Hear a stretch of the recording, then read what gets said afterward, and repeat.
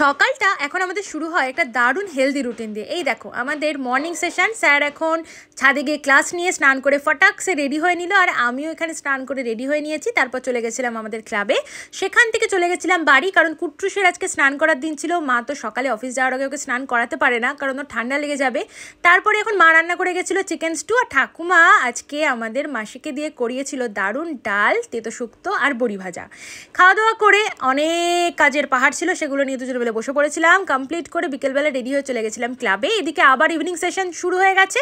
তারপর ক্লাব থেকে বেরিয়ে সোজা চলে এসেছিলাম বাড়ি। কুলফি তো আনন্দে পাগল, সকাল থেকে আমাদের দেখতে পাই না, সেই সকালে দেখে তারপর রাত্রে। তারপর এখন খেতে দিচ্ছি, ওকে দিয়েছিলাম ভাত আর আমি নিয়েছিলাম রুটি, তার সাথে হচ্ছে একটু পেঁয়াজকলির তরকারি আর চিকেন। ওয়াও, দারুণ মেনু। তারপর এদিকেও জল ভরছে কারণ ঘুমাতে হবে। আর এই দেখো, এই যে সেন্টটা, এটা না আমাকে সৃজা দিয়েছিল, এর সাথে আমার অনেক স্মৃতি জড়িয়ে।